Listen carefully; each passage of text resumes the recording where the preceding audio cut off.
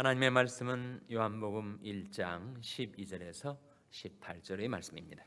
영접하는 자, 곧 그 이름을 믿는 자들에게는 하나님이 자녀가 되는 권세를 주셨으니 이는 혈통으로나 육정으로나 사람이 뜻으로 나지 아니하고 오직 하나님께로서 난 자들이니라.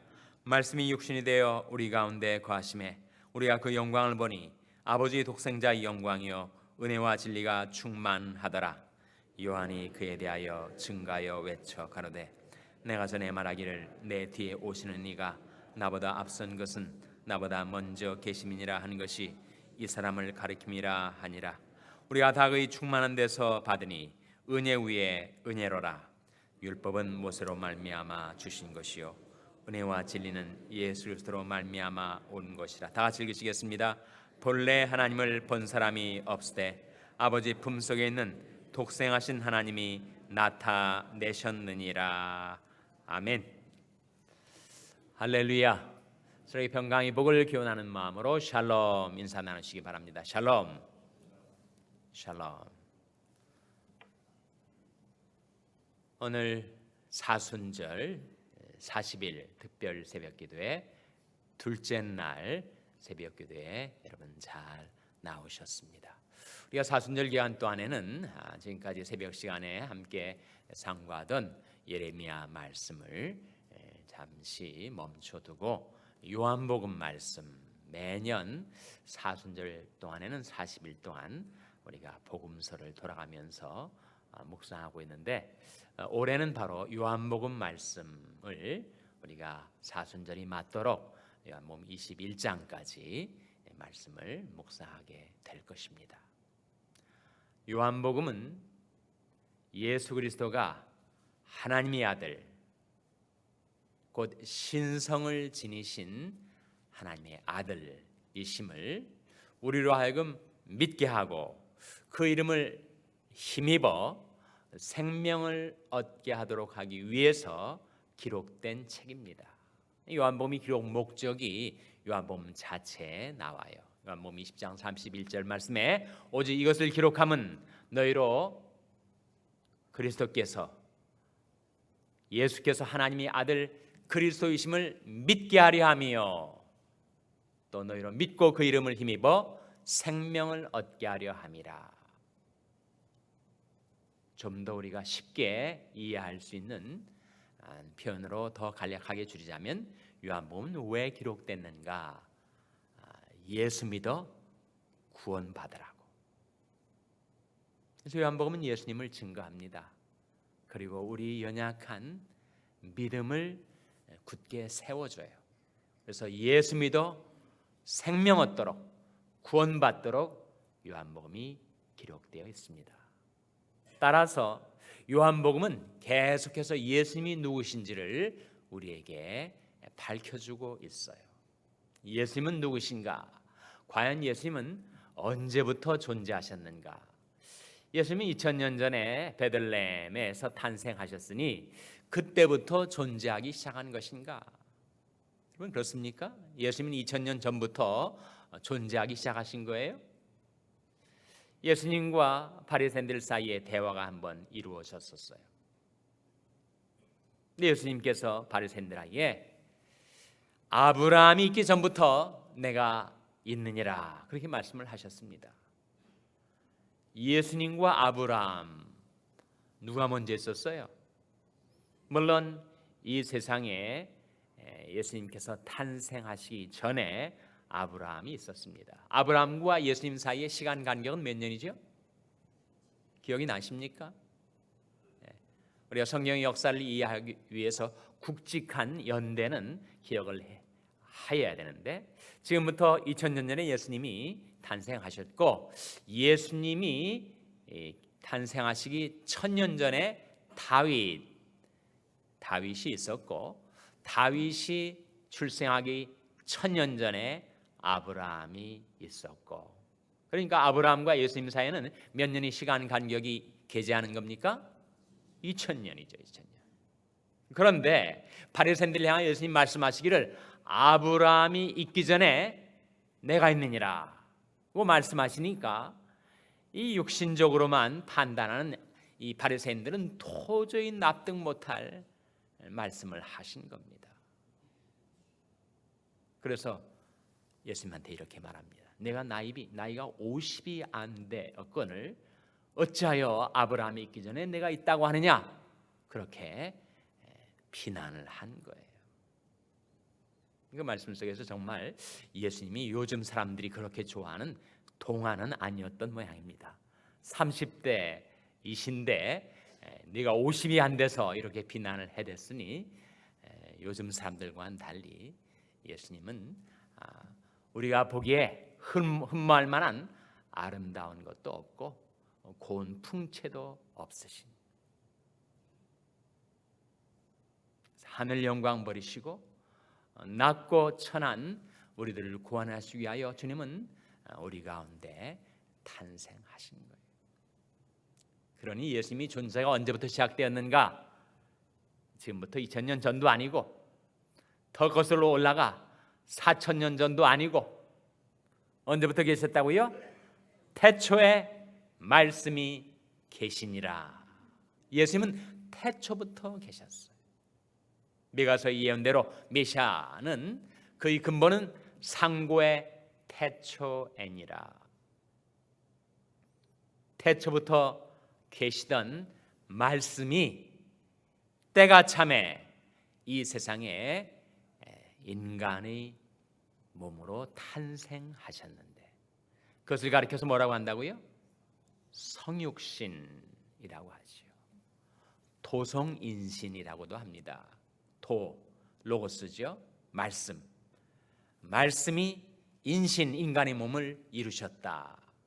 그것이 바로 오늘 본 말씀 14절에 나오는 진리입니다. 자, 14절 말씀 같이 읽겠습니다. 시작. 말씀이 육신이 되어 우리 가운데 거하심에 우리가 그 영광을 보니 아버지의 독생자의 영광이요 은혜와 진리가 충만하더라. 말씀이 육신이 되었다. 성육신을 말하죠. 우리 가운데 거하심에, 그래서 예수님이 인간이 되셨기 때문에 하나님이 우리와 함께 거하시게 되었다. 거하신다는 표현이 장막을 치다 이 표현입니다.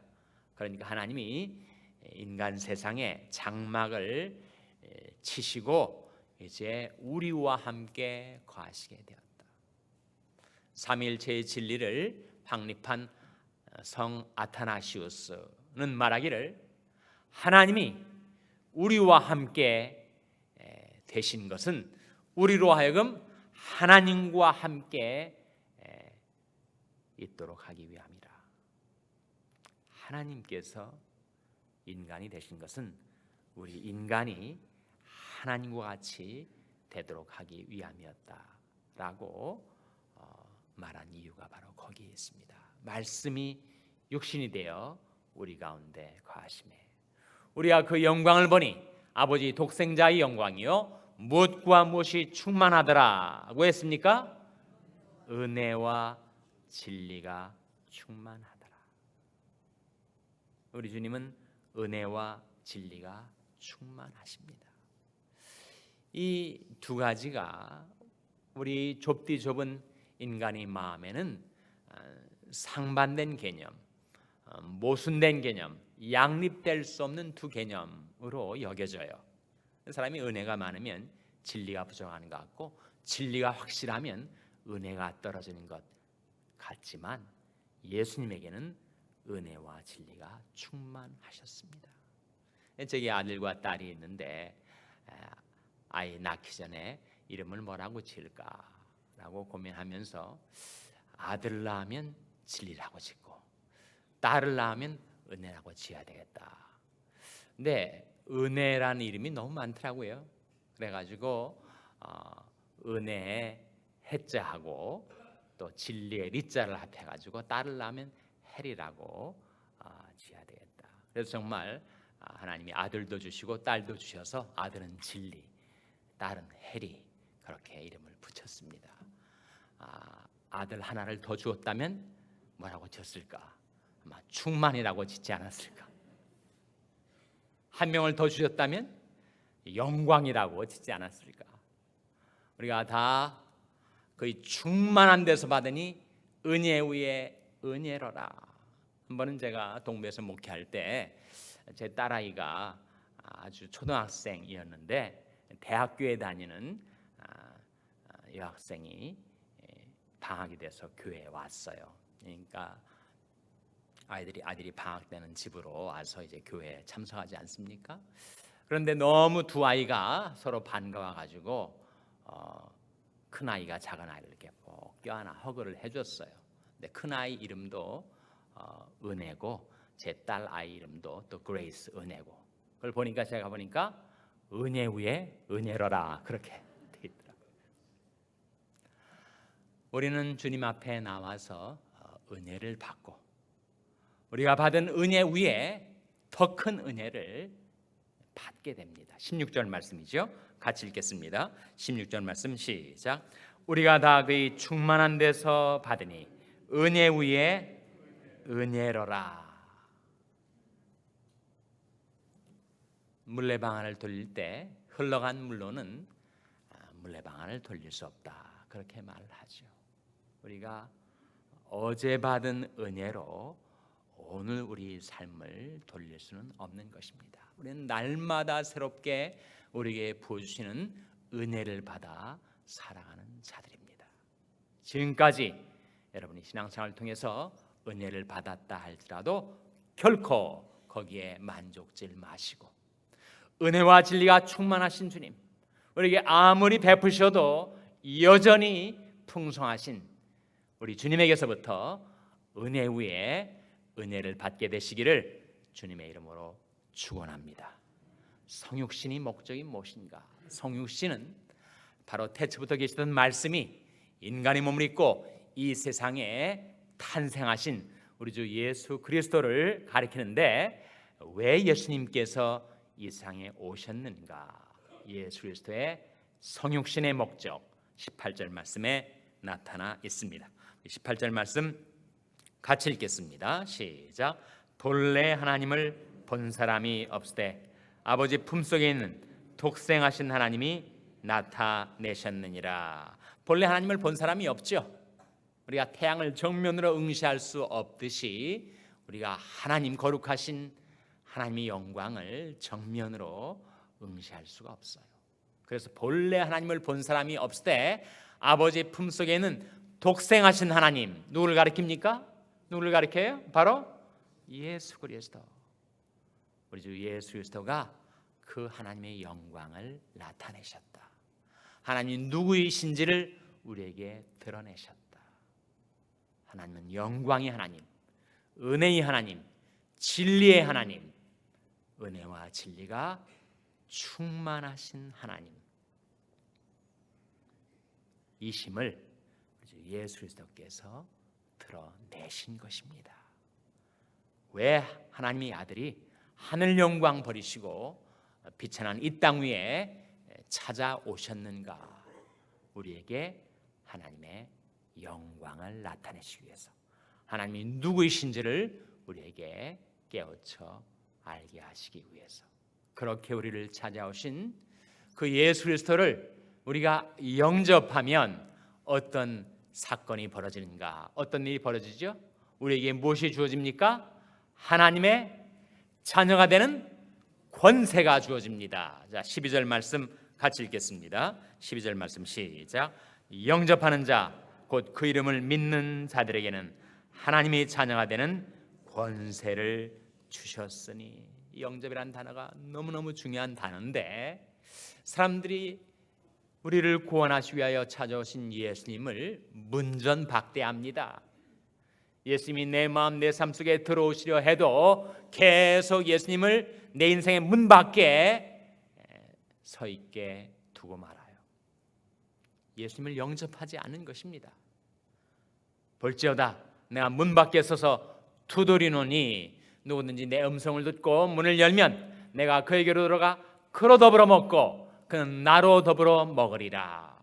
그렇게 우리 마음 문 밖에 서셔서 우리 인생의 문을 놓고 하시는 그 예수님, 우리에게 오셔서 우리와 더불어 동고동락하기를 원하시는 그 주님을 사람들은 박대합니다. 거부해요. 영접하는 이들이 오히려 소수입니다. 그러나 예수 그리스도를 영접하는 자에게는 무엇을 주신다고요? 하나님의 자녀가 되는 권세를 주신다. 영접이라는 단어가 얼마나 중요한지, 그것이 바로 영접이 믿음이라고 말씀하시지 않습니까? 영접하는 자, 곧 그 이름을 믿는 자들에게는 하나님의 자녀가 되는 권세를 주셨으니, 내가 예수를 영접하면 하나님이 나를 영접하십니다. 고린도서 6장의 말씀인데, 그러므로 주께서 말씀하시기를 너는 저 중에서 나와서 따로 있고 부정한 것을 만지지 말라. 내가 너희를 영접하여 너에게 아버지가 되고 너희는 내게 자녀가 되리라. 하나님의 말씀이에요. 그래서 우리가 예수를 영접하면 하나님은 나를 영접하셔서 나를 하나님의 자녀 삼아주시고, 주님은 평생토록 내 마음, 내 삶 속에 오셔서 나와 동거하시며 나와 동행하시며 동고동락하시며 이 세상 속에 나와 함께 사시다가 내가 이 땅에 삶의 수완을 마치고 영원한 천국에 들어가게 되면 어떻게 되는가? 그때 주님은 나를 떠나시는가? 이는 보좌 가운데 계신 어린 양이 저희 목자가 되사 생명수샘으로 인도하시고 하나님께서 저희 눈에서 모든 눈물을 씻어 주실 것입니다. 그러니까 평생토록 영원토록 주님은 우리와 동거하시는 것입니다. 그 예수 그리스도를 여러분이 마음, 여러분이 인생 가운데 영접하시고 모셔드려서 주님과 동거하고 동행하며 살아가시는 여러분 한 분 한 분 되시기를 주님의 이름으로 축원합니다. 기도하시겠습니다. 오늘 말씀 기억하며 하나님, 은혜와 진리의 주님을 저희 영접하고 주님 모시고 살게 하여 주시옵소서. 기도하시기 바랍니다. 우리 자녀들을 위해서 기도할 하나님, 저희 자녀들에게 은혜와 진리 주님 만나 주시고 저들이 삶 속에 드셔서 저들을 영원토록 인도하여 주시옵소서. 자녀들 위하여 기도하시기 바랍니다.